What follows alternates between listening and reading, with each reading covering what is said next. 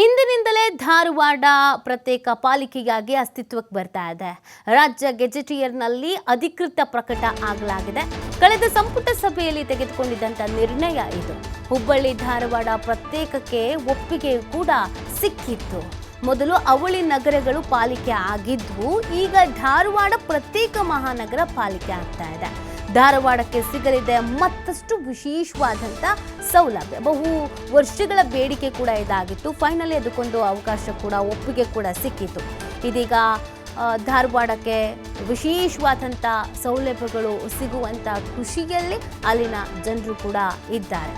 ಮೊದಲು ಈ ಅವಳಿ ನಗರಗಳು ಪಾಲಿಕೆ ಆಗಿದ್ವು, ಆದರೆ ಹುಬ್ಬಳ್ಳಿ ಧಾರವಾಡ ಪ್ರತ್ಯೇಕಕ್ಕೆ ಒಪ್ಪಿಗೆಯನ್ನು ಕೊಡಬೇಕು ಅನ್ನುವಂಥದ್ದು ಬಹು ವರ್ಷಗಳ ಬೇಡಿಕೆ ಮತ್ತು ನಿರೀಕ್ಷೆಯೂ ಕೂಡ ಆಗಿತ್ತು. ಫೈನಲಿ ಕಳೆದ ಈ ಸಂಪುಟ ಸಭೆಯಲ್ಲಿ ನಿರ್ಣಯವನ್ನು ತೆಗೆದುಕೊಳ್ಳಲಾಗಿತ್ತು, ಒಪ್ಪಿಗೆಯನ್ನು ನೀಡಲಾಗಿತ್ತು. ಅಧಿಕೃತವಾಗಿ ಗೆಜೆಟಿಯರ್ನಲ್ಲಿ ಅಧಿಕೃತ ಪ್ರಕಟಣೆಯನ್ನು ಕೂಡ ಮಾಡಲಾಗಿತ್ತು.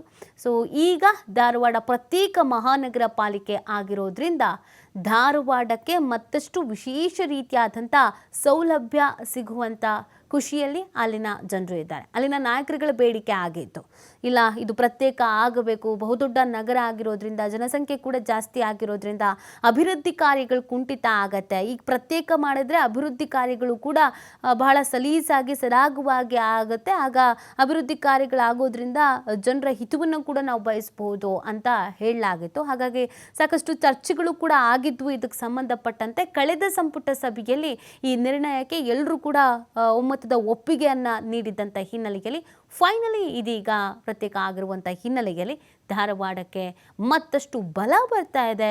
ವಿಶೇಷ ಸೌಲಭ್ಯ ಸವಲತ್ತುಗಳು ಕೂಡ ಸಿಗ್ತಾ ಇದೆ. ಅಭಿವೃದ್ಧಿ ಕೆಲಸ ಕಾರ್ಯಗಳು ಸಲೀಸಾಗಿ ಸರಾಗವಾಗಿ ಆಗುತ್ತೆ ಅನ್ನುವಂಥ ನಿಟ್ಟಿನಲ್ಲಿ ಜನ ಕೂಡ ಖುಷಿಯಲ್ಲಿದ್ದಾರೆ.